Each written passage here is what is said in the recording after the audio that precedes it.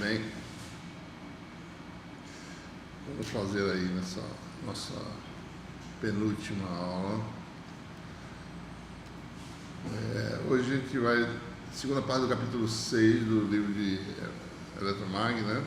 Vai falar sobre energia magnética.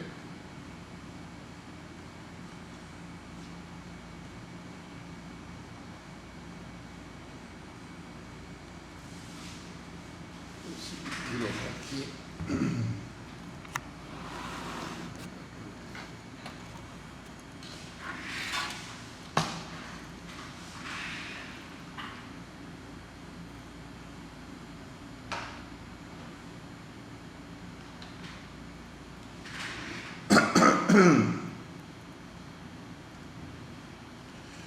E sobre o último elemento que falta para a gente completar a formulação das equações de Maxwell, que é a corrente de deslocamento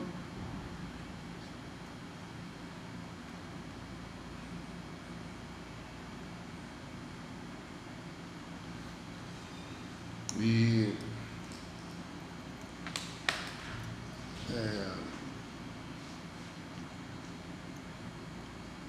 diferentemente da energia elétrica, né, a energia magnética requer que a gente tenha conhecimento da lei de Faraday para poder derivá-la, né?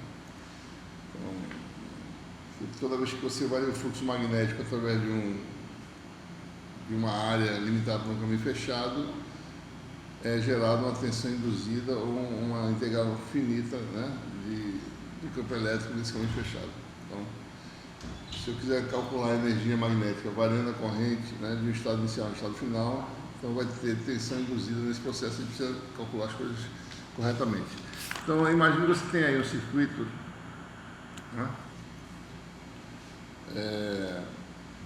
em que num determinado estado, né, ele chegou a um estado em que a tensão é V0 e a corrente que circula o circuito é I, né? Então, a fonte supre uma potência VI, né, para o circuito. Certo? Se a V é a tensão e a corrente, a VI está sendo a potência suprida. A questão é, se a gente varia a corrente I de uma pequena quantidade, né, qual vai ser... Você entende a querer variar a corrente, né, o que acontece com a energia suprida pelo circuito, né? Então, observe que toda vez que a gente tenta variar a corrente no circuito, tem um fluxo magnético a ser produzido, porque isso é um caminho fechado, né?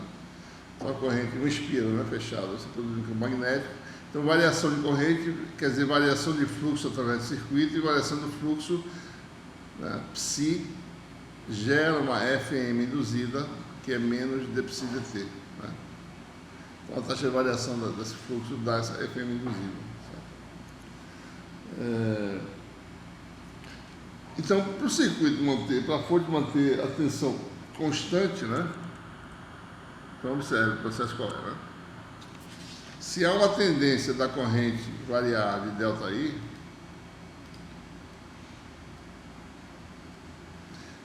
se há uma tendência de variação, né, para manter a tensão constante do circuito, a fonte tem que fazer alguma coisa, certo? Porque ΔI, né, é equivalente a uma variação de fluxo Δψ no circuito, certo? Então tem uma FM induzida que é menos dψ dt, né?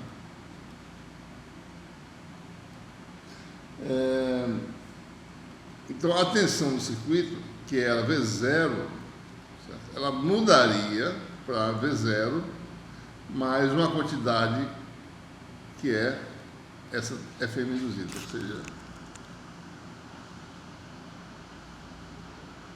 então, se houver tendência de variação de corrente, a tensão do circuito vai mudar de V0 para V0 mais FM, certo? Então passa a ser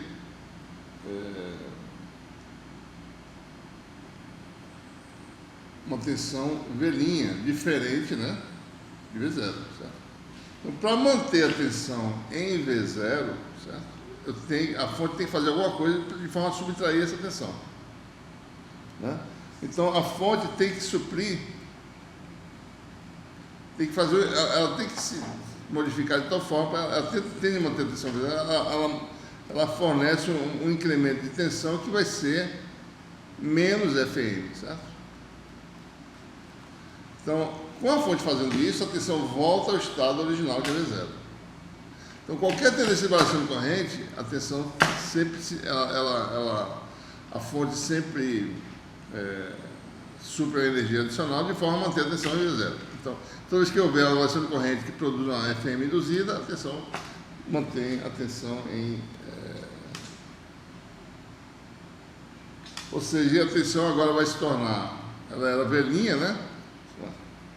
Então, vai ser agora velhinha mais ΔV. Isso aqui vai ser o quê, né? Velhinha é V0 mais FM, ΔV é menos FM, então volta a ser V0. Então, é isso que acontece. Variou a corrente, para manter a tensão constante, a fonte supre uma energia tal que ela segura a tensão em V0. Certo? Ou seja, a fonte, né, vai suprir energia a uma taxa ΔW, ΔT,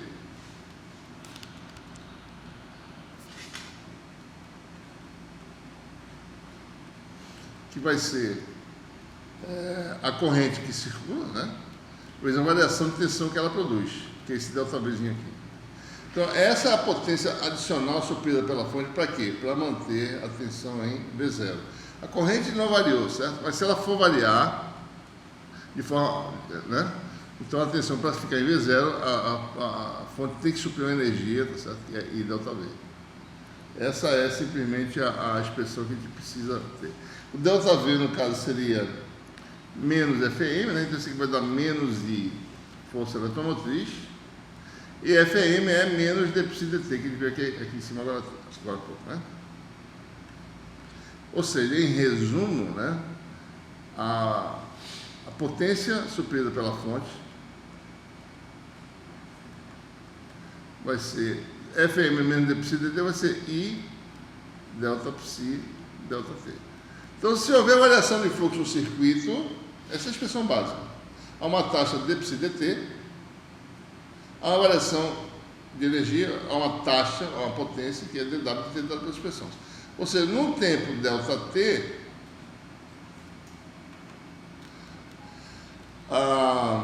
ele está aqui falando de energia, né? A energia suprida é ΔW igual a I ΔPsi. Essa é a expressão básica, a partir da qual a gente pode determinar a energia agora de um sistema em que se estabelece, né, um valor de final de corrente, certo? Essa é a expressão básica, né? Então, é dessa expressão que a gente vai derivar a energia magnética do sistema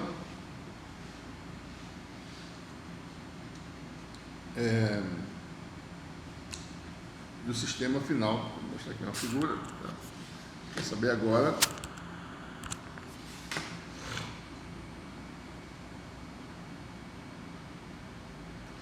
Essa situação final. Suponha que nós tenhamos um sistema, ou seja, a gente lida com, nas equações de Maxwell, lida com as funções de densidade, né? Densidade de carga, densidade de corrente. A densidade de corrente é a fonte, né, do campo magnético, né? Esse corrente no circuito, corrente elétrica, é o campo magnético.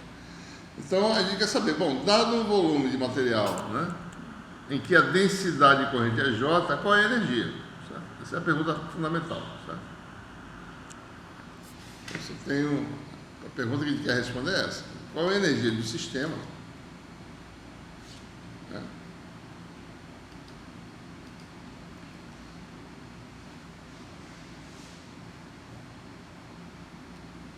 em que a corrente livre, né, que a gente está falando de corrente livre, você tem o volume V, em que a corrente livre é J, né,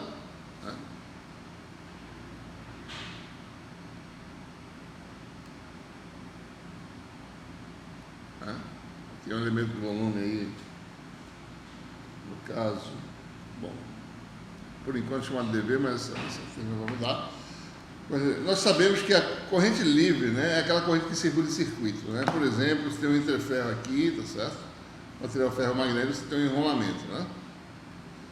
Corrente livre é toda corrente que circula num circuito, né? Pode ser um cilindro de condutor onde circula a corrente, pode ser um enrolamento, né?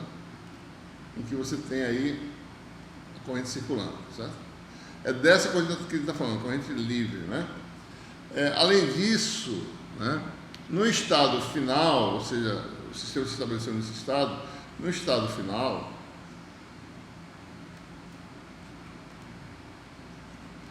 a gente vai estar, veja, eu estou derivando uma lei da magnetostática, mas eu preciso da lei de Faraday, que é uma lei dinâmica, para poder chegar nela. Eu quero saber energia magnética, né, no sistema magnetostático, né? Qual seria, né? Eu preciso, para chegar no estado final, como para chegar no estado de corrente zero, até o estado de corrente J, eu tenho que variar minha corrente para chegar nesse estado, eu tenho que obedecer aquela lei em que eu tenho que fazer o processo de forma que sempre a variação de energia obedeça essa relação. Tá?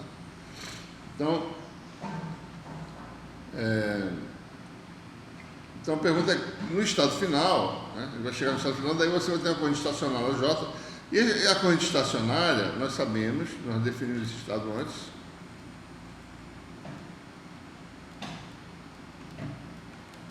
ela obedece à relação divergente de J, né, igual a zero. Né? Ou seja, quando você vai no estado inicial, em que o volume não tem corrente,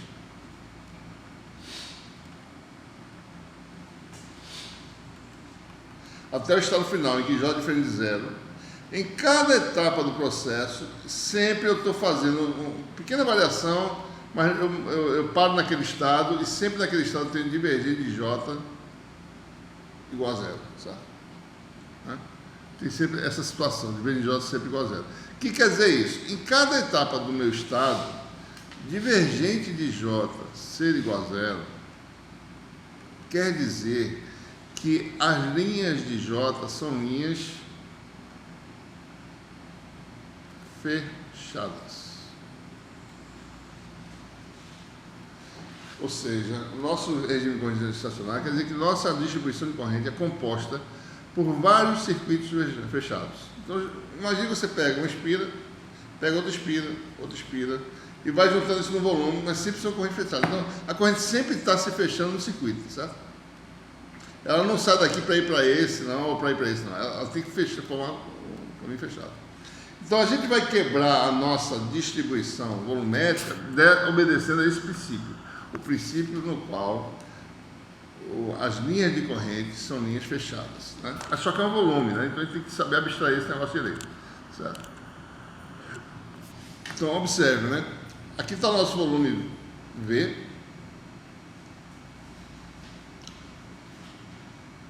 Daí eu peguei um pequeno elemento de volume, mas eu tenho que sempre pegar o elemento de forma que eu feche no circuito fechado. Desse jeito aqui que eu estou mostrando, certo?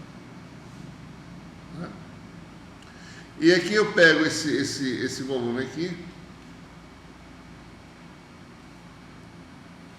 Para riscar aqui.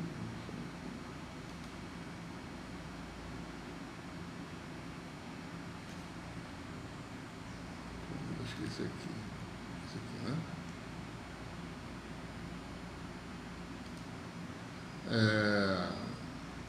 Então, este aqui, esse pedacinho aqui, eu estou mostrando ele expandido aqui. Para mostrar, né? Ou seja, então observe, né? A energia associada a esse volume como um todo vou chamar de W, tá certo? Tá?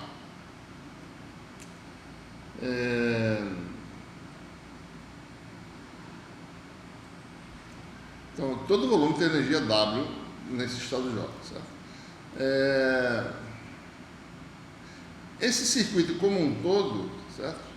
Em que vai ter um fluxo enlaçado, né? Nesse caminho fechado, certo? Eu vou chamar de... Deixa eu ver aqui, viu? Só pra...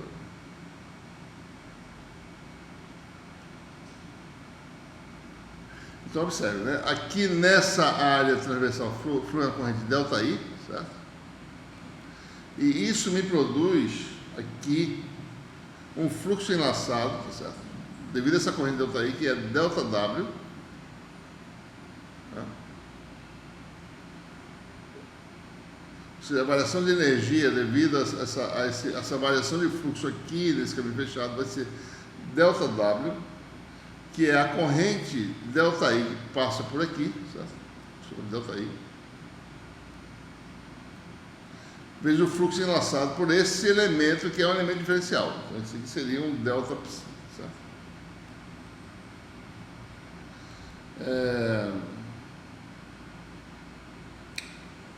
Ok? Bom, ele pode calcular esse ΔPsi, né? Então, deixa eu pegar essa figurinha aqui e botar lá para a gente ver, certo? Aparece aqui. E essa figura eu vou botar lá, para a gente não ter que redesenhar, certo?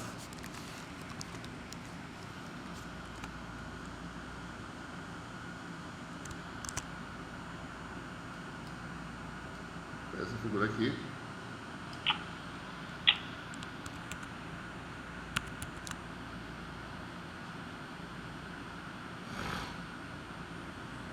Temos aqui. Aqui vai ser muito grande, né?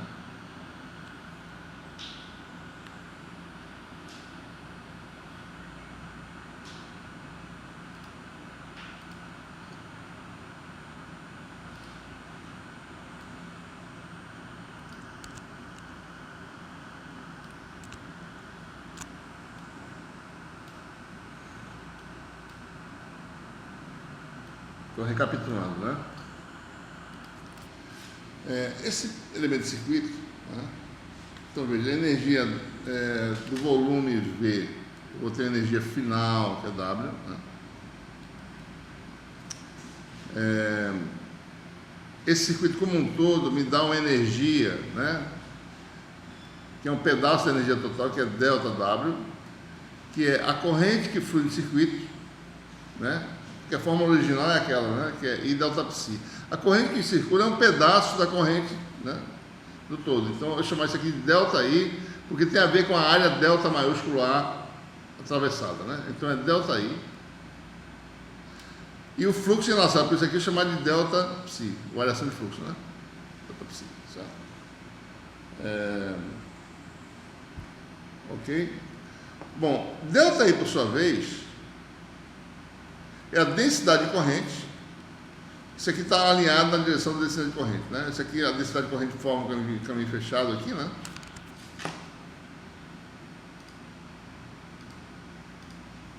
Densidade de corrente forma um caminho fechado, né?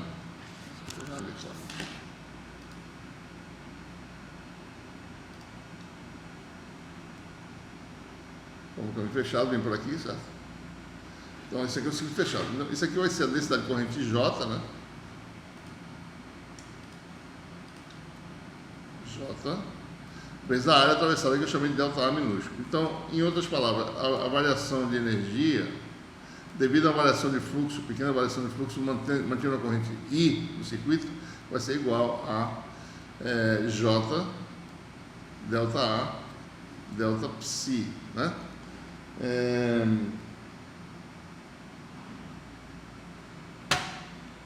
Então, observe, né? O fluxo enlaçado, tá certo? O fluxo enlaçado é fácil calcular. ΔPsi tem um campo B, né? Então, ΔPsi é a integral nessa área limitada pelo caminho, vou chamar de, por enquanto, vou chamar isso aqui de outro nome, tá certo? Vou usar uma cor única aqui. Vou usar vermelho por enquanto, depois eu troco, certo? Essa área aqui, vou chamar de um nome diferente, tá certo? Chamar de S, né? Certo? Então, o fluxo aqui seria, o fluxo só nesse pedaço aqui seria uma integral, né? De B escalar N ds, né? Como B é rotacional de A, né? Pelo teorema de Stokes, isso aqui vai dar a circulação de A nesse caminho fechado, certo? Isso aqui vai dar a circulação de A escalar dn, né? Certo? Tá? Na realidade, né, a gente está falando, tem um erro aqui, tá? Se fosse psi, né, seria isso aqui, né? Mas é delta psi, tá certo? Então a gente tem que fazer aqui delta B, que é a variação de fluxo, é uma variação, pequena variação de campo, N escala de delta S. Vamos pegar a pequena variação de campo, está associada a pequena variação de potencial vetor, né? Então daria isso aqui, tá certo? Então essa seria a expressão, né? Então esse circuito aqui me fornece uma contribuição de variação de energia, né? Que é dada por J delta A, né? Daí você tem aí integral de linha, né? O caminho fechado lá, que é a integral de delta A escalar J, né? dl, né? Certo? Então observe, né? Para a gente poder entender bem, né? Este circuito, para a gente observar bem, esse circuito como um todo me dá essa contribuição de variação de energia dada por essa expressão. Então, esse pequeno elemento de volume aqui, certo? A pergunta é quanto é que ele dá. A gente quer chegar no volume, certo? A gente chegou no circuito. No volume, basta eu não integrar, certo? Eu teria a contribuição do volume. A contribuição do volume, certo? Vou chamar de uma contribuição que é uma fração disso aqui. Essa fração é a fração de delta maiúsculo, né? Então, o volume que está associado à área transversal delta A, vou chamar de uma fração disso aqui, que é uma fração delta de dw, me fornece uma contribuição que é... Isso aqui está errado, isso aqui não é vetor não. Tem um errozinho aqui, porque isso aí já foi o resultado da integral da projeção de J, né? Isso aqui é JDA, já é a corrente, tá certo? Já deu o resultado, né? É só o módulo do J. Então isso aqui daria, a contribuição aqui seria do elemento de volume, né? Daí eu vou pegar a natureza vetorial dl e jogar no J, então isso aqui vai dar delta A dl J escalar delta A, né? Aí eu cheguei, certo? No volume que a gente chamou aqui de delta V, né? Então, delta V é um volume diferencial do circuito. Então, esse volume me contribui quanto de variação de energia, né? Me contribui isso aqui, né? delta W igual a J escalar delta A delta V, né? Em resumo, certo? Aí eu posso calcular, ou seja, um pedaço do volume delta V me fornece um pedaço de variação de energia que é delta dessa variação de energia, certo? Então, o volume como um todo me fornece uma variação de energia devido ao incremento delta A dada por integral de volume de J delta A. Eu já posso botar agora o dV, tá? Virou integral, né? Eu já posso botar o dV, certo? Esse é o resultado que a gente quer.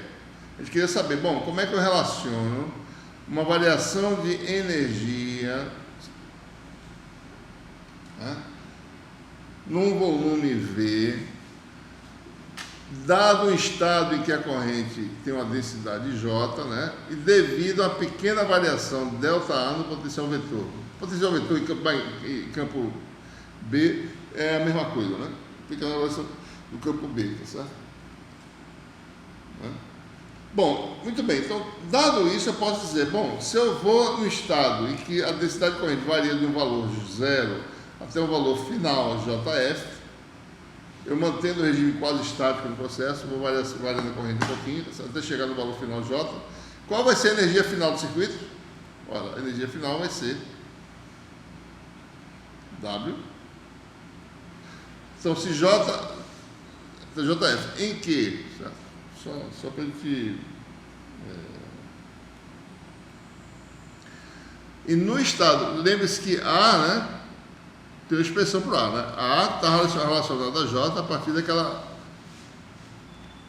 dv', né? J sobre π0, né? No vácuo, certo? Sobre 4π módulo de x menos x', né? Certo? Essa é a expressão que nós temos, né? Se J atinge o valor final, JF, A atinge o valor final AF, né? Então, o J varia, né? E o A varia junto, certo? O J varia, A varia junto.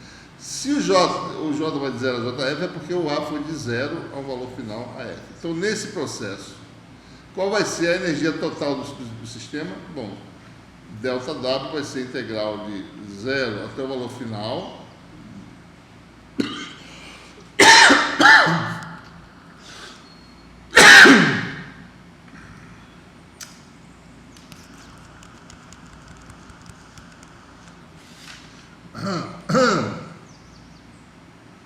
WF vai ser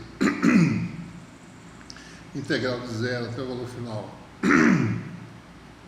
de ΔW, que é a mesma coisa que integral de um valor 0 até o valor final AF, né? Dessa expressão aqui, que é integral de volume, né? De J ΔA.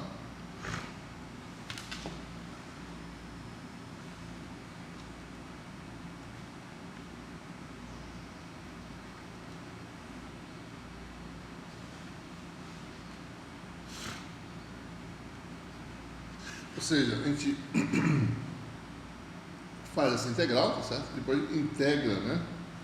De 0 até JF, tá certo?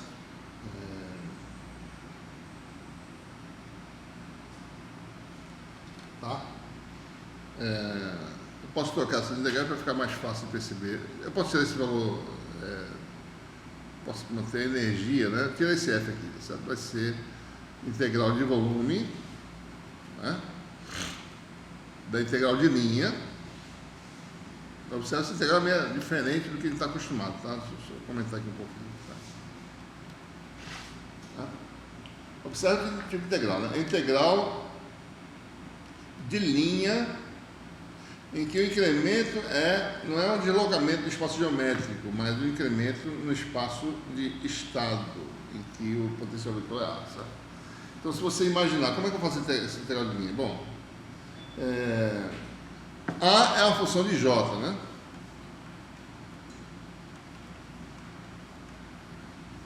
Certo? É uma função de J. Aqui está dizendo, A é a função de J, né? Dado J eu consigo calcular, certo? Tá? Eu posso então inverter isso e fazer J é uma função de A, né? Posso inverter, intuitivamente eu posso fazer isso aqui, né?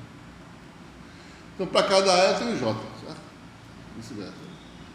Então, o que eu tenho que fazer essa integral de linha aqui, que você está vendo, certo?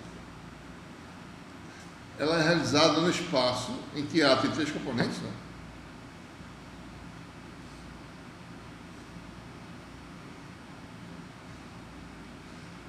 Digamos, AX, AY e AZ. Eu vou no valor final em que o A vale, no caso, o A é nulo, né? Ou seja, J igual a 0 é igual a 0, né? Então, no estado inicial não tem a corrente, foi 0, certo? Até o valor final em que A tem o valor final, que é o vetor, né? AF, certo? AF quer dizer, A tem 3 componentes finais, né? AX final, AY final e AZ final, né? Então, a integral de linha é feita numa trajetória, num caminho que vai desse ponto até esse. Pode ser um caminho qualquer, tá certo? A integral de linha, em cada ponto, eu tenho um valor de A, né? Que é um valor, por exemplo, esse valor aqui, um valor intermediário, tá certo? E o ΔA é o vetor de deslocamento tangencial dessa trajetória, esse aqui. Esse aqui é o ΔA. Então, em cada ponto em que o potencial vetor vale um certo A, eu calculo o J, né? Faço para o escalar de J com esse ΔA aqui e vou para a próxima etapa. Vou para o próximo J, vem para cá. Vejo quem é o ΔA. Para esse próximo A, desculpe, eu vejo quem é o próximo J, né? Faço J, escalar de ΔA. E vou calculando. Então, eu faço essa integral de linha nesse espaço que não é espaço geométrico. Isso aqui é chamado espaço de estado. Né? Espaço de estado, ou seja, porque em cada ponto do espaço o sistema tem um estado dado pelo potencial vetor. A energia é aquela, que o estado é esse. Está nesse estado de energização. Tá? A gente chama de espaço-estado. Para diferenciar do espaço tradicional que a gente conhece, que é o espaço geométrico, né? Em que as coordenadas seriam x, y, z. Tá? Então a integral de linha é feita no espaço-estado. Né? E essa integral de linha pode depender da trajetória. Né? Vai comentar já sobre isso. Certo? Bom, observe que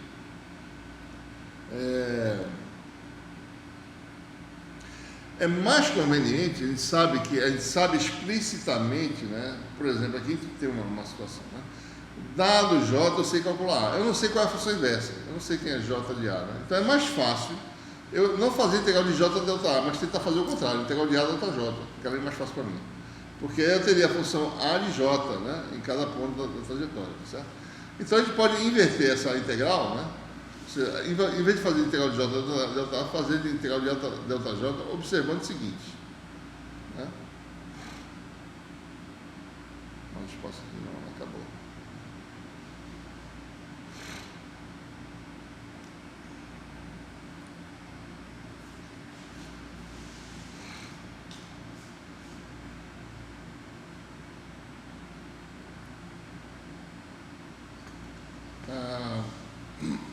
Observando o seguinte, estou lembrando, né? A gente tem integral, a energia, a variação de energia, né? Devido a uma variação de ΔA, deu quanto? Deu integral de volume, da integral no espaço de estado de J ΔA, né? Foi isso que a gente tem até agora, tá certo? Integral até o valor final, né? J ΔA. Eu quero trocar isso aqui, eu quero fazer a ΔJ. Então observe que a diferencial do produto JA pode ser calculada por regra da cadeia, né? Vai dar A ΔJ mais J ΔA. Né? Então essa pequena expressão me permite expressar J ΔA em termos disso e disso, né? J ΔA vai dar a diferencial do produto escalar menos A delta J, certo? Então, a integral de 0 até o valor final a f vai dar a integral de 0 ao valor final desse produto escalar, né? Que é JF escalar AF, menos a integral de 0 ao valor final JF, né? Dessa integral. Ora, essa integral é diferencial, é du, né? Integral de du, certo? Integral de du da u, né? Onde u é esse produto escalar. Então isso aqui vai dar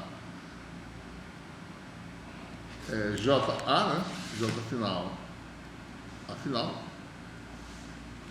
menos integral de 0 ao valor final de A delta J. Né? Certo? Então nós temos aí a expressão agora mudada, né?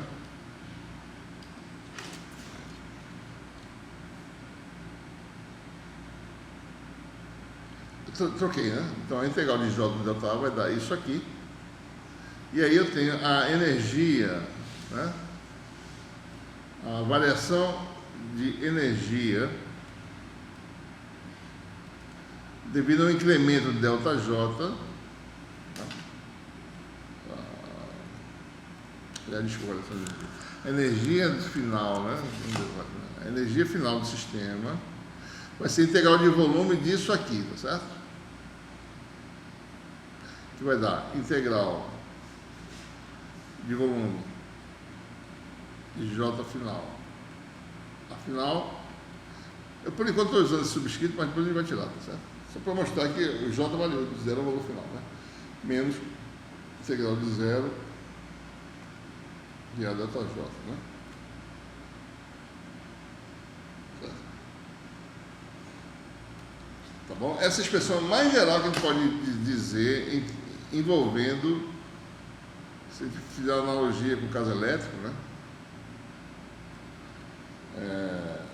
Envolvendo a fonte do campo magnético, que é a densidade de corrente, certo?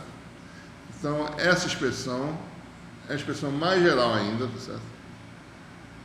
Que está expressa no ponto de vista da fonte, né? Do campo magnético, né? aparece quem? A fonte e o potencial, que é a grandeza intermediária, para chegar ao B, né? Então, essa expressão é válida qualquer que seja o sistema, seja linear ou não linear, qualquer que seja, né? Então, não depende da linearidade, nem de isotropia, nem de nada, né? Não usamos nenhuma equação de Maxwell. A única coisa que a gente usou é a lei de Faraday, mais nada, que é uma lei fundamental, certo? Mas não falou em meio material, se ele é isotrópico, se ele é, né, que tipo de meio material ele está falando, se é linear ou não linear. Agora, se o sistema for linear, então essa expressão vai assumir um valor, uma forma mais tradicional, certo? Então, se o sistema é linear, né, quer dizer que eu posso dizer, certo, que o valor final, eu posso definir uma variável, certo? Digamos que J varie continuamente, né, do valor inicial 0 até o valor final JF, né? Então, eu vou fazer J variar desse valor inicial ao valor final de uma forma bem simples, né? J sendo um vetor colinear com JF, né? Então, eu vou fazer J sendo um vetor que seja K JF. Então, para assumir valores contínuos de 0 a JF, eu faço K variar de 0 até 1, né? Então, K varia continuamente, é uma variável, né, que varia continuamente, né? Uma variação ΔJ quer dizer uma variação só da variável K, porque JF está definido já, né? Vai ser ΔK JF, né? Se o sistema é linear, né, dado uma corrente J, o potencial vetor vale A. Dado uma corrente K vezes J, o potencial vale K vezes A, né? Isso quer dizer linearidade, tá certo? Então, com isso eu posso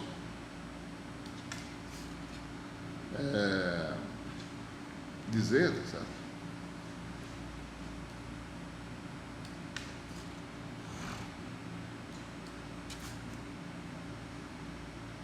Se eu variar continuamente minha corrente zero ao final, eu vou parametrizar dentro dessa variável K, né? Então eu posso dizer o seguinte, que o que nós temos aqui é... Bom, aqui, nessa expressão aqui, AFJF, né? Isso aqui vai ser o quê, né?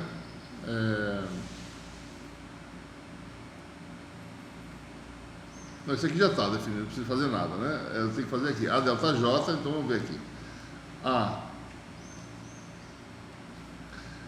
Então veja, né? Se a corrente é J, a densidade é A, e J é K, J final, né? O J, né? Quer dizer que A é K vezes o valor final do sistema linear, certo? Ou seja, A escalar delta J pode ser escrito assim, ó. Quem é A? É KF, né? Escalar. Quem é delta J? Bom, delta J é a diferencial de KJF, porque J é KJF, né? Como JF é fixo, né? Isso aqui vai ser AF, escalar o valor final JF, fica só diferencial, né? K, delta K. Né? Que varia é K, não é J mais, né? K, delta K. Certo? Então, com isso, a integral de 0 a JF, né, de A escalar delta J, se transforma em AF escalar JF, integral de 0 a 1, né, porque para chegar ao valor final, K vai de 0 a 1, de K delta K. Integral de K delta K é K2 sobre 2. Né, de 0 a 1 dá 1 meio. Então, isso aqui vai dar 1 meio de AF JF. Ou seja, se o sistema linear, a integral é fácil de resolver. A integral no espaço estável é super simples, certo? Como um é múltiplo do outro, né, eu posso fazer sempre qualquer coisa. Né? É sempre um múltiplo do outro. Em resumo, né, isso aqui deu 1 meio, né, de AF faltou aqui, ó, isso aqui faltou, viu? Integral de volume aqui, tá certo? Eu esqueci. Integral de volume, está esquecido aqui, tá certo? Isso aqui vai dar 1/2, a integral do espaço de estado dá 1/2 de AF de JF. Então você tem integral de volume de JA menos 1/2 da integral de volume de JA, que dá metade, certo? Então a energia vai dar, então para um sistema linear vai dar a expressão conhecida, 1/2, e aparece aquele famoso 1/2 como sempre, né? JF, a F, eu vou tirar o F agora, tá certo? Esquece o F, né? Dado o estado que a corrente é J e o potencial vetor é A, no sistema linear, a energia é dada por isso aqui.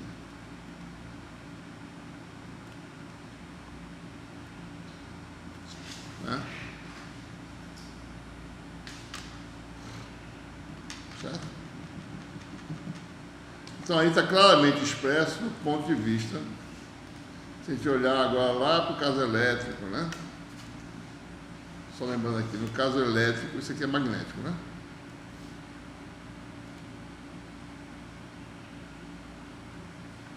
No caso elétrico, isso aqui é WM, né? No caso elétrico, é WE, no sistema linear, né? Que a gente falou em sistema linear lá. W1/2, a integral de volume, né? De ρ vezes φ. Observe a semelhança, né? Sistema linear, né? Isso aqui é ponto de vista. Então aparece a fonte em cada expressão, a fonte do campo, que é o J, e aqui aparece a densidade de carga. E o potencial associado ao campo, aqui aparece o potencial vetor, aqui é o potencial escalar elétrico, né? Então a dualidade, né? A única diferença fundamental é que são grandezas vetoriais e aqui grandezas escalares, mas a forma das expressões é exatamente igual, certo? Energia magnética e energia elétrica. E lembramos que lá eu quis transformar essa expressão para o ponto de vista do campo, né? Eu transformei isso aqui para 1/2 da integral de volume de D escalar E, que é o ponto de vista do campo. Sai a fonte, fica o campo. Eu quero fazer a mesma coisa aqui. Eu quero botar o campo B na história, o campo H na história, certo? Então como é que a gente faz isso, né? Então voltemos à expressão anterior, né? Então, voltando à expressão original, certo? Sistema arbitrário, né?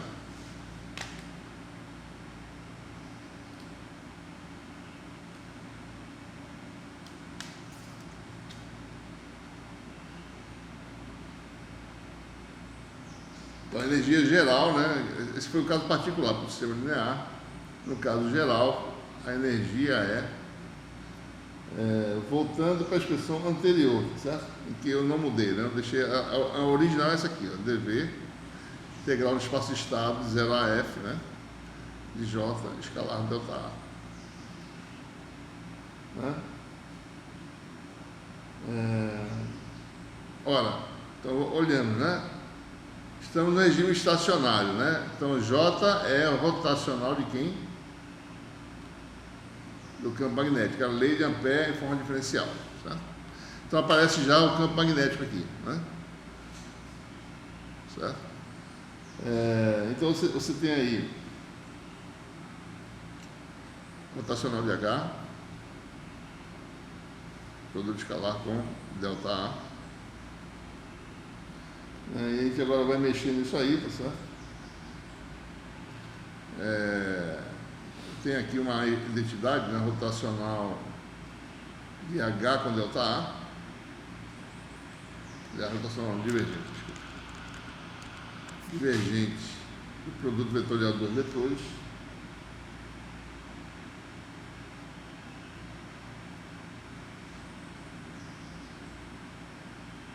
Isso aqui é a identidade vetorial que dá delta A, produto escalar com rotacional de H, que aparece aqui, né?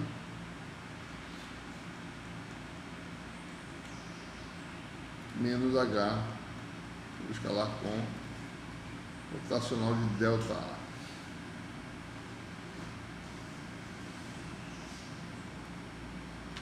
Né? Então, observe, isso aqui nós já temos.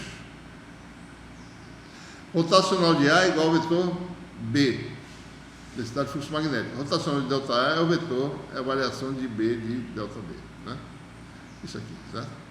Esse aqui já tem, ainda tem divergente disso, né? Então nós temos aí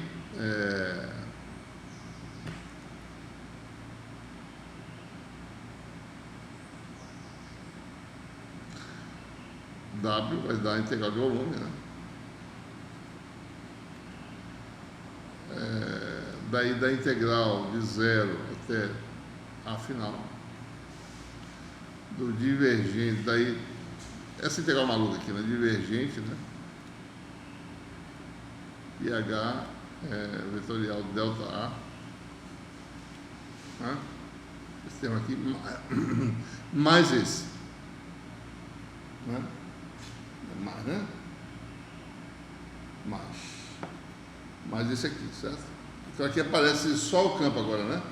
Mais integral. Bom, B varia do valor inicial até o valor final agora, que vai ser BF, né? Mais integral de volume da integral do espaço-estado. Agora o espaço-estado passa a ser o espaço do vetor B, então BF, né?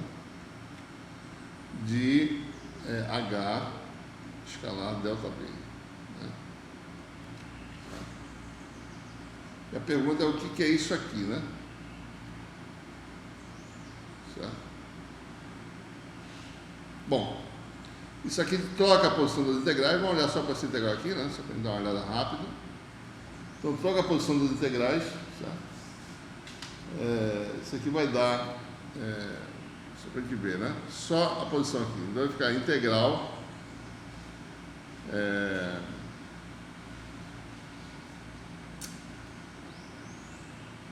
Integral de 0 até o valor final da integral de volume do divergente, né, que a gente conhece, né?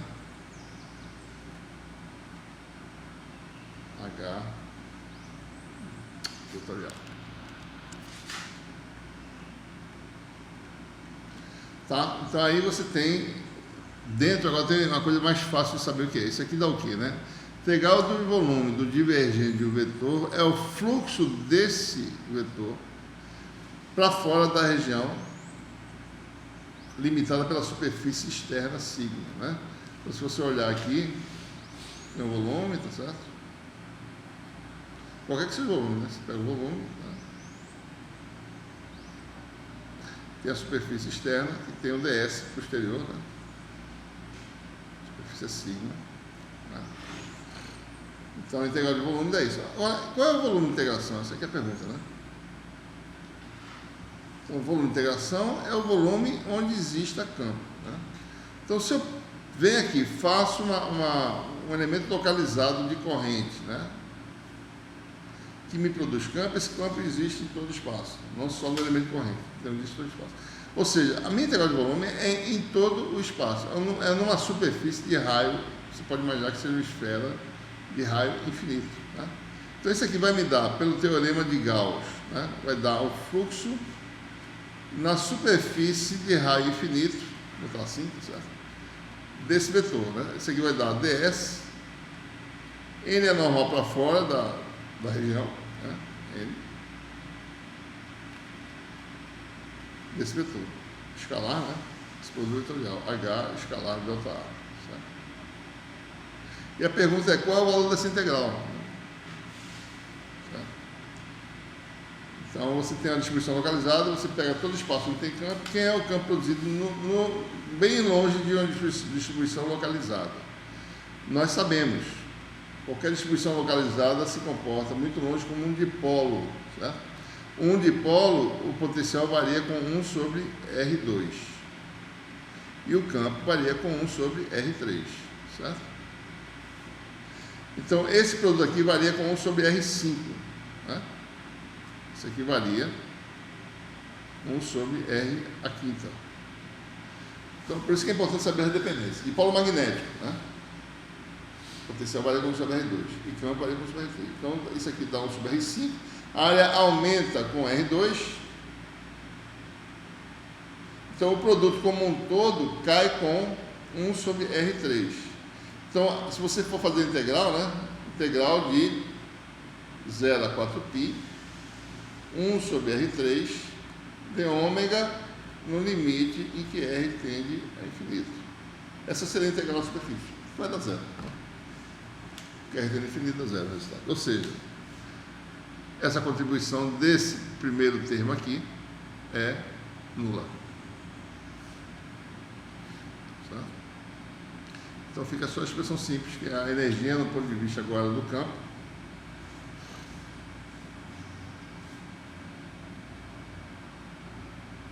Eu posso apagar, né?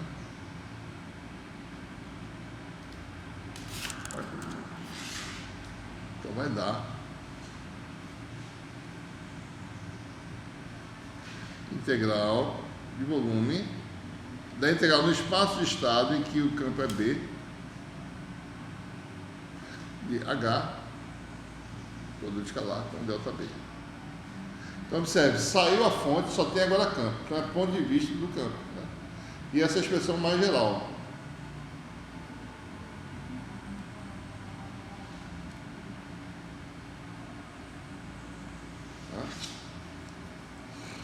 Mais uma vez, ele pode inverter isso aqui, se eu quiser. Eu posso...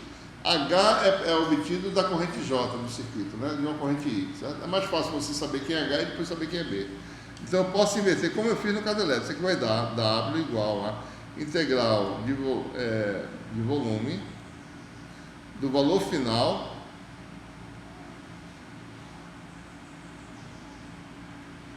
menos... mesma forma que eu fiz da outra vez, integral de volume de H de B de H. Posso fazer assim também, né? Posso deixar assim ou posso fazer isso? Tanto faz, certo? Posso deixar, isso aqui é mais simples, né? Mas poderia fazer desse jeito, né? Sabendo, eu variaria H e eu teria B em cada etapa, né? Certo? Posso fazer isso. Bom, se o sistema, isso é um sistema geral, se o sistema é linear, o que vai acontecer?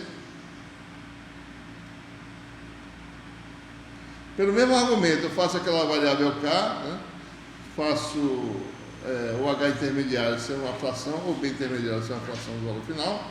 Isso aqui vai dar, no final, aquela mesma expressão, 1/2 da integral de volume de B escalar H. Eu vou tirar agora o subscrito F.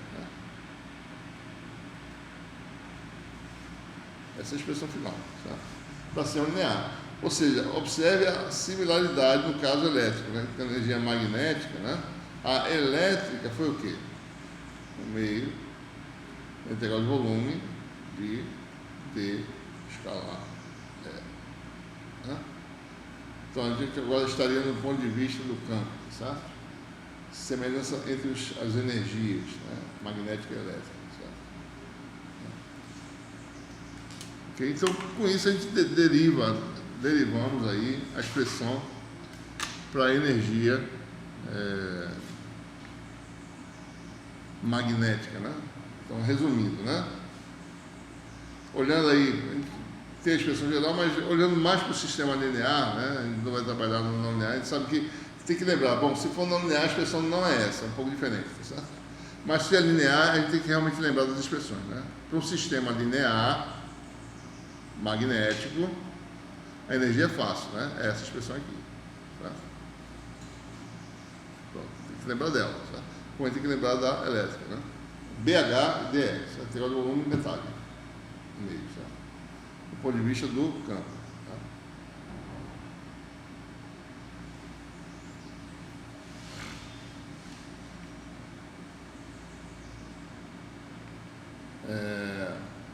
Muito bem. Vamos falar agora sobre indutância.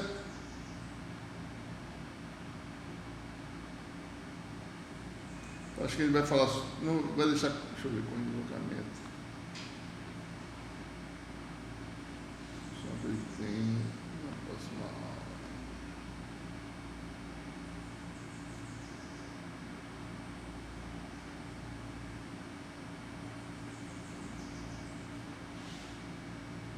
Próxima aula é segunda, né? Então ele fala só sobre indutância hoje. Eu tenho essa limitação de tempo hoje, tem que ser um pouquinho mais cedo. Então eu falo só sobre indutância e deixa com o julgamento para a próxima aula, que dá tempo de fazer. Certo? Muito bem.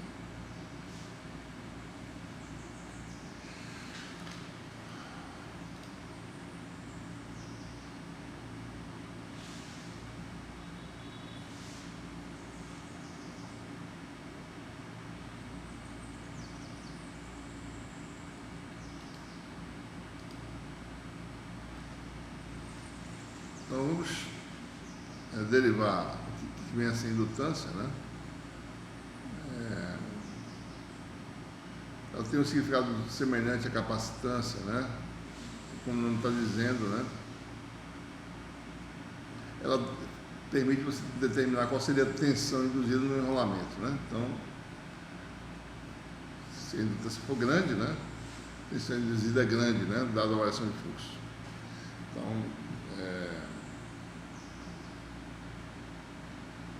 Então, suponha que você tem aí essa situação, certo? Tem vários circuitos, né, independentes. Estamos no regime estacionário. Lembre-se, a gente está no regime dinâmico e voltou um pouquinho para trás para determinar algumas coisas que ele não fez no caso estático, porque precisava da lei de Faraday. Tá? Então, a gente está sempre no regime estático, mas está usando leis que foram derivadas usando a lei de Faraday. Tá? Então, suponha que você tem aí esses N circuitos, né, que ele está mostrando aí, certo? Cada um tem a corrente, o iésimo circuito tem corrente II, né, e eu quero determinar qual é a energia desse sistema. Então eu vou começar com a expressão do ponto de vista da fonte, porque aí tem corrente, né? Eu estou caracterizando corrente. Então, se é corrente, vamos tentar determinar usando o ponto de vista da fonte, tá certo? Então, se você olhar para isso aí, você tem a expressão básica é qual, né? O sistema é linear, né? Vamos agora considerar o sistema linear. Então, nós temos aí. Então, você tem N circuitos, né? O iésimo circuito é caracterizado por um caminho fechado CI e uma corrente I, né? E a energia do sistema, o sistema sendo linear, né? A energia do sistema é obtida da expressão fundamental para o sistema linear. Ponto de vista da fonte vai ser o quê? Integral de volume vezes 1/2, integral de J, escalar A, dV. Então eu preciso determinar quem é a densidade de corrente, que eu já sei, né? A densidade de corrente é aquela que fornece as correntes nos vários circuitos. Eu precisaria calcular então o potencial vetor do sistema, né? Ora, essa integral aqui, né,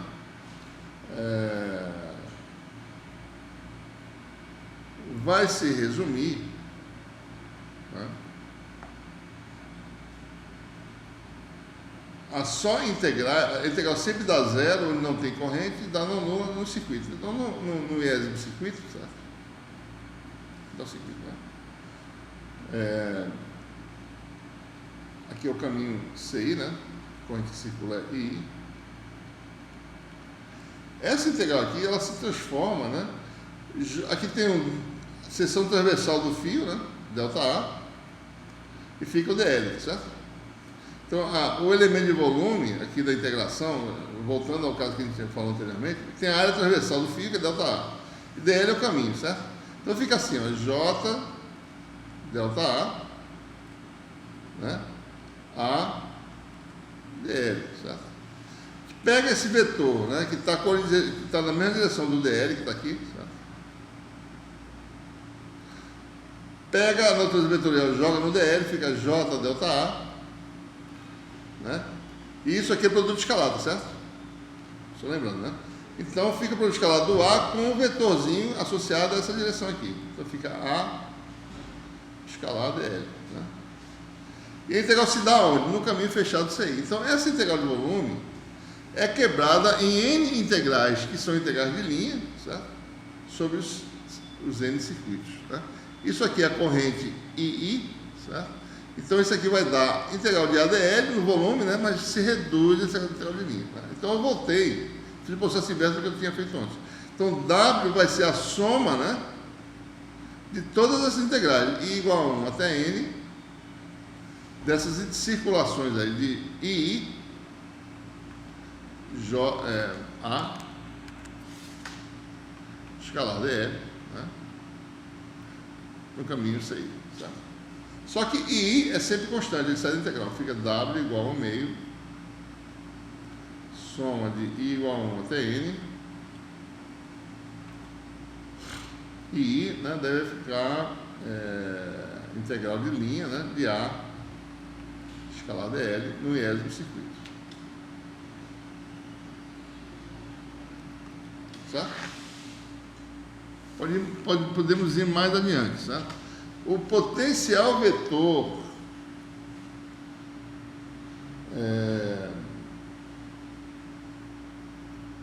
eu estou pulando para cá. Bom, podemos fazer assim, né?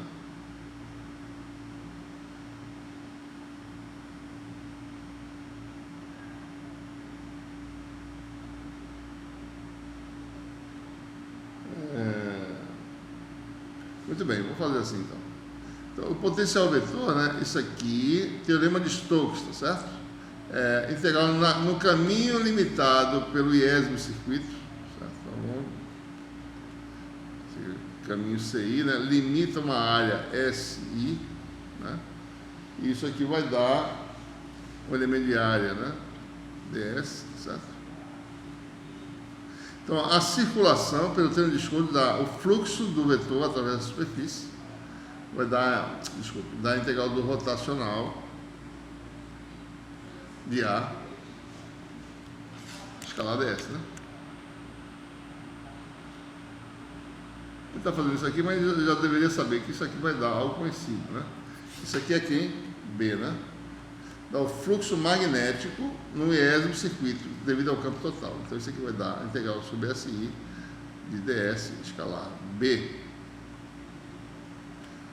que é o fluxo enlaçado pelo IES do circuito, certo? B é o campo de todo mundo. Esse campo de todo mundo no IES do circuito tem algum fluxo psi, certo? Então, você tem aí essa expressão, né? Só lembrando, né? Leon Drey, né? Isso aqui dá psi ds escalar B, isso aqui dá essa integral que deu, no fundo, o fluxo enlaçado pelo IES do circuito. Ou seja, em resumo, né? A energia é 1/2, né, da soma I igual a 1 até N do produto entre a corrente do IES do circuito e o fluxo enlaçado pelo IES do circuito. Certo? Ok? Essa expressão geral, né? Bom, você entra onde nessa história, né? Vamos prosseguir, certo? Ora, olhando aqui, você tem N circuitos, né? O campo no espaço é a soma dos campos produzidos por cada espira dessa, certo? Então, o campo vai ser B, né? Igual a soma, vou botar um índice diferente aqui, de J igual a 1 até N, né? BJ, certo? Então, BJ é quem? É o campo individual produzido pela Jésima bobina, certo? CJ, né? Corrente J. Só ela sozinha, se ela estiver sozinha, produzir um campo PJ. Certo? O campo total, né, é dado por isso aí. Bom, o fluxo sobre I, né, então vai dar fluxo de I vai ser integral, né, de B ds no IES do circuito. Deixa eu botar aqui para ficar bem explícito, né? Isso aí, certo? Isso aqui vai dar. Bom, B aqui, né? Essa soma vai dar soma de J igual a 1 até N da integral de BJ escalar ds no IES do circuito, né? Isso aqui é o fluxo enlaçado pelo iésimo circuito devido ao campo do Jésimo circuito, né? Então isso aqui na realidade é essa quantidade, psi de JI, né? Que é o fluxo enlaçado pelo, isso aqui não é SI não, é SI, certo? SI, fluxo enlaçado pelo iésimo circuito devido ao campo do Jésimo circuito. Então isso é um acoplamento, é um termo de acoplamento, né? Certo? Então você tem essa expressão, né? E ficamos com o que exatamente depois disso tudo? Psi é soma, né? Das contribuições dos enlaçamentos, né? Ou seja, o Jésimo circuito, deixa eu ver se está certa a letra aqui. Eu fiz ao contrário, né? J. Desculpa aqui, tá? Está errado aqui, só para a gente manter consistência aqui com a anotação, né? Não faz sentido realmente, está errado aqui. É o fluxo no iésimo circuito, né? Devido ao Jésimo campo, né? Certo? Então é psi de IJ, né? Soma em J resulta esse psi, né? Ou seja, em resumo, né? A energia vai ser uma soma dupla, certo?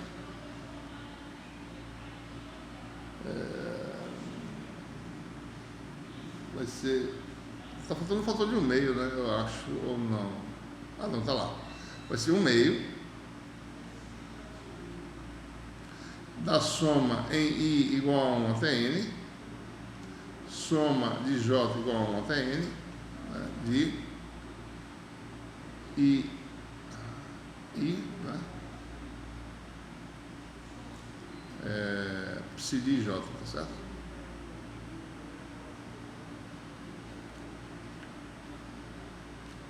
Né? Ok? Essa é a expressão, né? Mas vamos voltar para trás aí para simplificar um pouco essa confusão, certo? Observe o seguinte, né?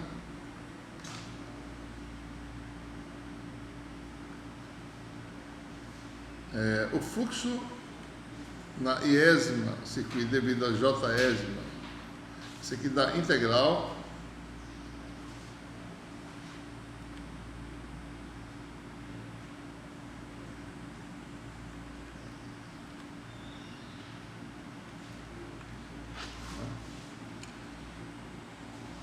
certo? Então isso aqui depende exclusivamente da corrente que circula no Jésimo circuito, né? Então depende de coisas associadas à geometria dos circuitos IJ, né? E da corrente do Jésimo circuito. Isso aqui a gente pode escrever como sendo um coeficiente, né? Sistema linear, né? L e J vezes IJ, né? Se a corrente do Jésimo circuito for zero, o fluxo enlaçado é zero, né? Então esse termo aqui é o que a gente chama da indutância mútua, né?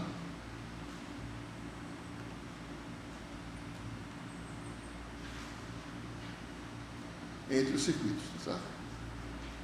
É fácil determinar essa expressão, né? Mas aí você tem finalmente essa expressão aqui, né? Que a energia vai ser 1/2 da soma I, vou simplificar aqui, né? I e J variando de 1 a N, né? Se eu jogar aqui vai dar L e J e I e J. Eu posso separar isso aqui em termos da corrente no próprio circuito, né? Quando I igual a J, né? Então isso aqui daria 1/2. Quando I igual a J, isso aqui vai dar soma de I igual a 1 até N, né? De L I e I ao quadrado, mais é fácil mostrar que esse termo aqui é recíproco, tá certo? Não é difícil verificar aqui. LJ é igual a LJI, né? Fica como exercício para se fazer isso aí, tá certo? Basta usar expressões para o potencial vetor que vai se ver se eu trocar as posições. Isso aqui só depende da geometria, das localizações relativas e de módulos de distância, então isso aqui não muda se eu trocar os índices. Então, essa soma aqui, né? Pode ser escrita como sendo... tem dois termos iguais aqui, né? Se você trocar 1, 2 e 2, 1 são os mesmos termos, certo? Então, a gente pode fazer isso aqui como sendo escrito dessa forma aqui. vai dar, tem dois termos iguais, pode agrupar os termos iguais, isso aqui vai dar soma de I igual a 1 a Tn, soma em J maior do que I, certo? I igual a J está aqui, né? Aqui tem I diferente de J. Eu faço a soma botando J acima aqui. Quando eu faço isso, eu agrupo dois termos iguais. Então, isso aqui vai dar LJ e IJ. Né? Bom, então, essa expressão para energia em termos desses parâmetros. Esse parâmetro que nós acabamos de introduzir, né, é o que a gente chama da indutância do circuito. Né?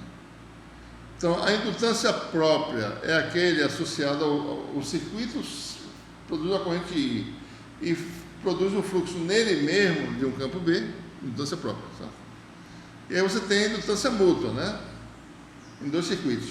Tem um circuito aqui localizado, um outro produzindo campo que passa por dentro desse, então você tem um acoplamento entre eles. Então, esse termo é responsável por esse acoplamento, é a indutância mútua, né? Então, essa seria a expressão para energia em termos da indutância. Certo? A gente pode determinar expressões integrais para as indutâncias, certo? De forma bem simples, né? Vou mostrar aqui. E depois, no fim, a gente faz um exemplo, né? Para mostrar como calcular isso aí efetivamente, né? Uma vez que a relação entre a relação que define a indutância veio da energia, não é difícil calcular a indutância sabendo a energia. Então, observe, né? Sistema linear, né? Então, suponha que eu esteja no sistema linear, no vácuo, né? Só para ter uma ideia aqui.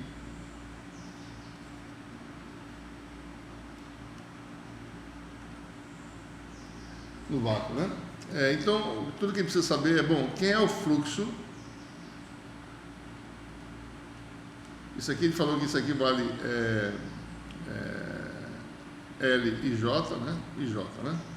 A pergunta é quem é L e J? O fluxo enlaçado pelo iésimo circuito devido à corrente que circula no Jésimo circuito, né? Então, é a indutância mútua vezes a corrente do Jésimo circuito, né? Bom, quanto é que dá isso, né? Então, vamos calcular, certo? Bom, o fluxo enlaçado pelo iésimo circuito devido ao JS, vamos calcular aqui, vai dar integral na superfície SI de B J, né? É o campo do Jésimo circuito, escalar ds, né? Voltando aqui, né? Isso aqui dá a circulação no iésimo circuito do AJ escalar dl, certo? E dado um circuito qualquer, né? Eu posso calcular o potencial vetor produzido por ele. Esse aqui é o caminho CJ, a corrente que circula no circuito é IJ, e um elemento do circuito está no ponto XJ, e aqui eu tenho um elemento dele, que é o elemento de deslocamento, que é essa integral aqui, que é o dl, certo? Então, se eu quiser calcular o potencial vetor no ponto A, é super simples, né? No ponto XI, né? Que é onde está localizado o circuito I, não estou colocando aqui, ele está no ponto XI. Isso aqui vai dar A, vai ser integral da distribuição, μ0, corrente é IJ, dl, né? Associado, vamos botar um J, só para dizer, isso aqui é um elemento de deslocamento, só para lembrar que é do circuito J, né? dlj, certo?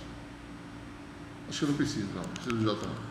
O caminho já diz onde é que é a integral, certo? CJ, né? Sobre 4π, distância entre o ponto do circuito I e o ponto do circuito J, xi menos xj. Né? Outra coisa, isso aqui não é vetor também não, né? Isso aqui não é vetor. Isso aqui é escalar, certo? A dl é o vetor, né? Quando é I, a corrente, a natureza vetorial está no dl, certo?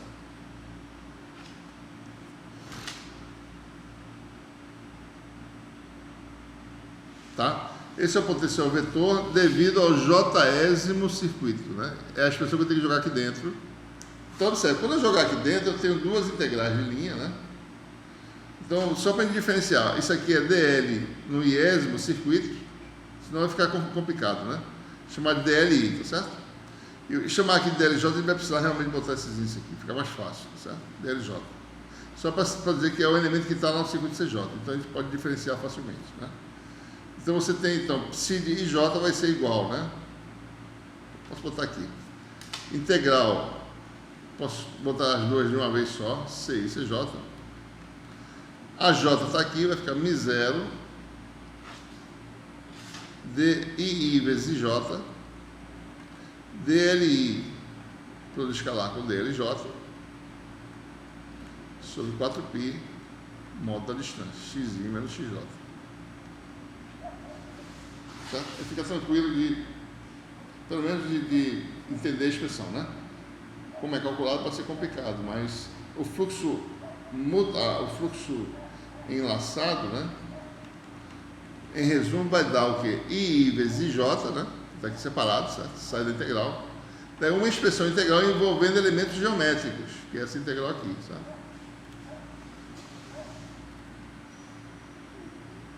Tem o μ0, né? DL com DLJ sobre 4π módulo de xi menos xj. Observe que esse é o termo que ele diz que é a indutância mútua entre os circuitos L e J, né?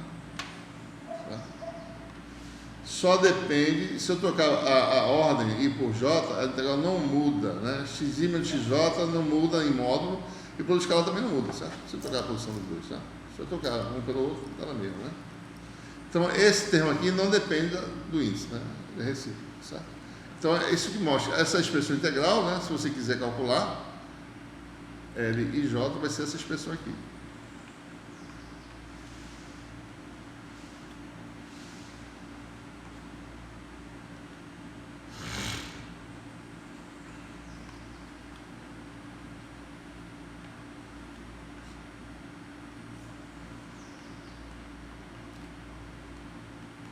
Tem o μ0 aqui na frente, né? μ0, tá? Bom, você pode se perguntar, e a indutância própria seria como? Eu estou no mesmo circuito, né? Certo? A indutância própria, que seria o LI, eu teria que tomar cuidado aqui nessa integral, tá certo? Eu tenho que pegar no circuito dois elementos diferentes, né? Um elemento está aqui, certo? Vou chamar de x'. Aqui dá um DL'. O outro elemento está em algum outro ponto do circuito, certo? Está no ponto X. Isso aqui seria um DL. Então a integral é nesse caminho fechado C envolvendo elementos distintos, certo? A integral são elementos independentes. Então, se eu fosse calcular mesmo, né, rigorosamente, seria isso aqui, integral no caminho C, né, da integral no caminho C, no mesmo caminho, μ0 DL, produto escalar com DL', então são duas integrais, né? Só para mostrar, é no mesmo caminho, só que são duas integrais sobre 4π x menos x'. E aí nós temos um problema, certo? Se você for calcular isso aqui rigorosamente, vai dar uma singularidade. Porque esses elementos vão se cruzar, sabe? Vai ter um momento que x menos x igual a zero. Sabe? Vai ter várias situações, né? Em cada ponto, vai ter um momento que os dois são iguais. Você escaneia um, escaneia o outro, eles vão se cruzar em um ponto, dá uma singularidade, né? Então, o cálculo de indutância de circuito fechado, você tem que levar em conta o tamanho da seção transversal, para poder calcular direito. Porque nesse caso, não tem singularidade. Então vai ter uma singularidade aí por causa disso. Ou então você calcula em caminhos ligeiramente diferentes, certo? Deixa uma distância para os dois. Mas o problema é o seguinte, quando você tem, nesses momentos que você tem problema para calcular as coisas. Quando a dimensão é zero, que não existe, né? Então você teria como se tivesse aí uma corrente infinita, mas densidade de corrente infinita. E vai ter situações em que os x se cruzam, você tem singularidade. Então, o que se faz? Bom, você leva em conta a seção transversal do circuito, certo? E calcula rigorosamente, usando densidade corrente, e aí não vai ter singularidade nenhuma, não tem problema, certo? Então, isso é uma coisa a se lembrar, né? Certo?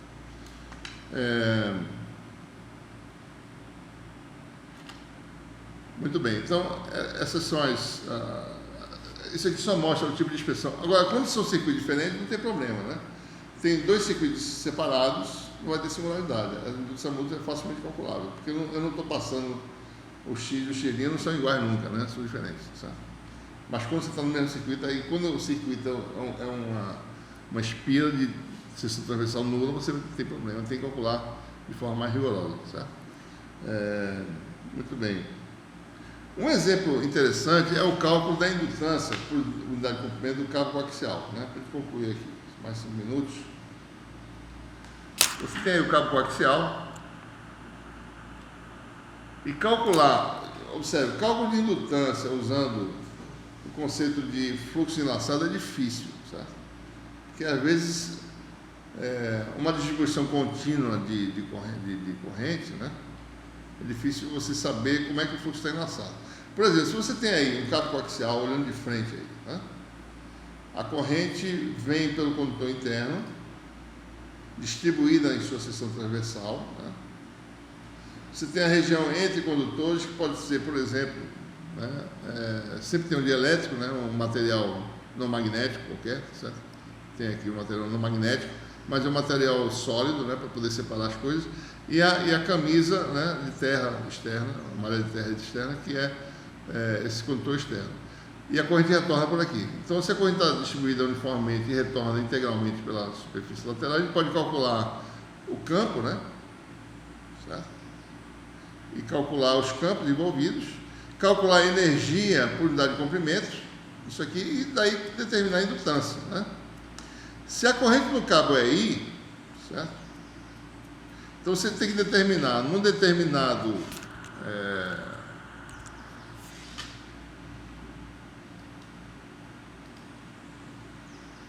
olhando o cabo coaxial de lado, né?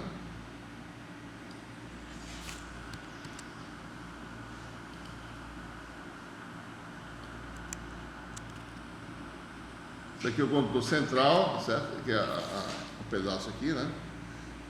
Então, eu quero saber, num comprimento aí, ΔZ, digamos assim, qual é a energia armazenada nesse cabo coaxial. Que se eu calcular essa energia, ΔW, né? Usando o ponto de vista do campo, que é super fácil calcular, eu uso a expressão que essa energia é a indutância nesse comprimento ΔZ, 1/2 dessa indutância quadrada da corrente, que é a expressão básica que eu tenho, né? A energia nesse pedaço ΔZ é a indutância desse pedaço, que é um pedaço da indutância total, que a indutância aumenta com a energia, né? Quanto mais energia, maior a indutância.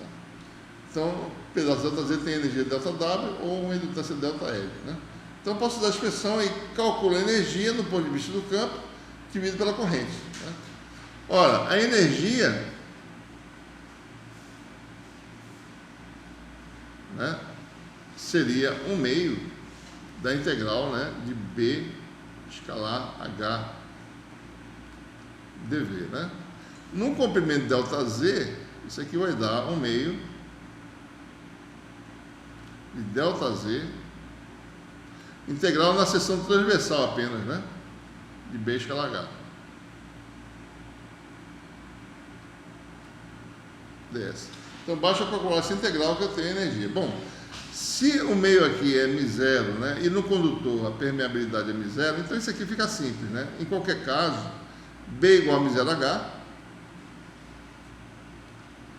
tanto dentro do condutor, está aqui, certo? Quanto fora, quanto entre condutores, a permeabilidade é μ0, então isso aqui daria,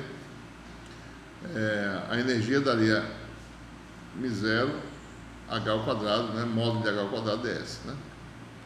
Essa seria essa integral, seria μ0 integral de H2 ds, né?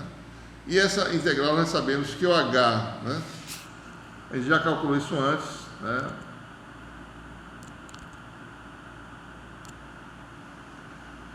A densidade de corrente uniformemente distribuída, né, dá essa corrente aí dá I sobre a área transversal, vezes AZ. O campo magnético é conhecido, né? Dentro do campo, ele é linear com a variável radial de cilíndricas, aumenta. E depois cai com o inverso da distância entre condutores, né? Dessa forma, dada essa densidade de corrente, né? Então, sabendo essa expressão, a gente calcula facilmente aí essa integral, né? Então, você tem integral de H2 ds, né? Integral de 0 a 2π. Daí você tem uma parte que é dentro do condutor, diz lá, que é R dr. H vale J0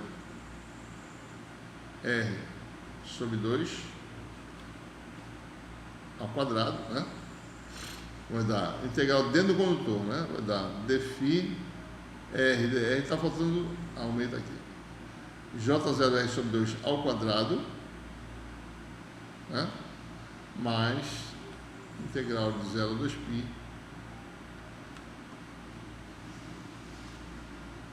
fora do condutor de A até B, né? Vamos olhar aqui só para a gente observar. O raio interno é A, o raio externo do condutor interno é A e o raio interno do condutor externo é B. Então é nessa região aqui que a gente está calculando o campo que é dado por essa expressão, né? Essa aqui. J0A2 sobre 2R ao quadrado, né?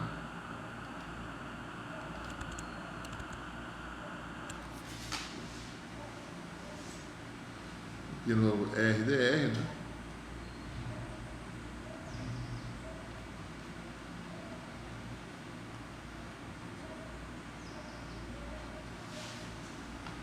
Então fica super fácil calcular. Então isso aqui vai dar R2 com R da R3, né?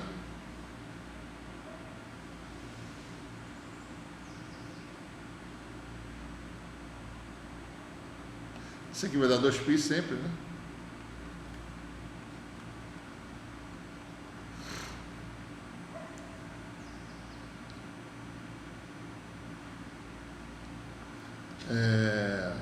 Só lembrando, né? Quem é a corrente, né? Bom, outro termo que aparece lá é I ao quadrado, tá? Então, I é J0 πa2, né? Ao quadrado, né? Só lembrando, vai dar J0 ao quadrado, π2 a 4, né? Certo? Então, só para olhar, o segundo membro vai ter esse termo aqui, certo? E a energia vai dar, isso aqui vai dar R3, vai dar R4 sobre 4, vai dar A4 sobre 4, né? E aqui vai dar R sobre R2, vai dar 1 sobre R, vai dar um logaritmo, tá certo? Bom, calcule aí, né? E aqui está detalhado o cálculo, tá certo? Bom, aqui está mais ou menos como é que fica a integral, né? Integral de R sobre dr dá A4 sobre 4. Integral de R sobre R dá log de B sobre A. Né? E aqui está a corrente, né?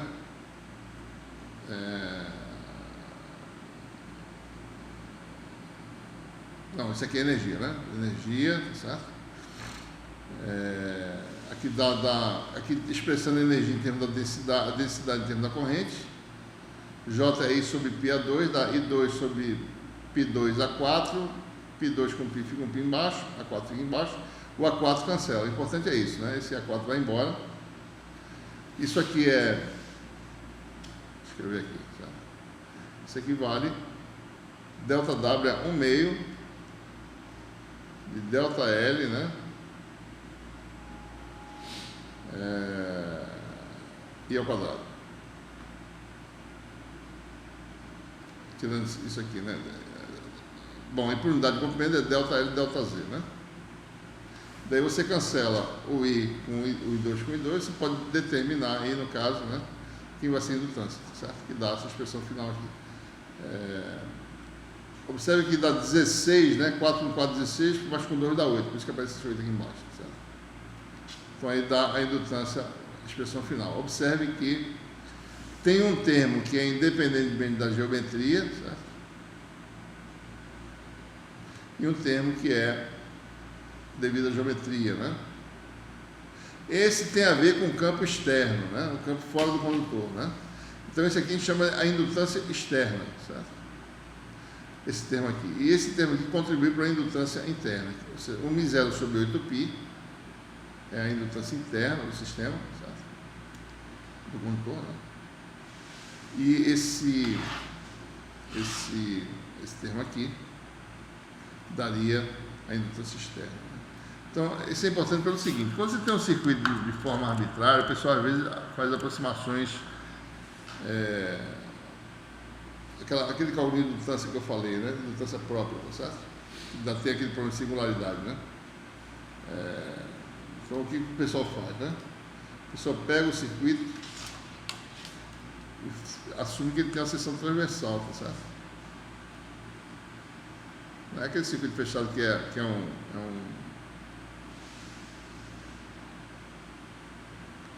assume que ele tem aí uma seção transversal, né?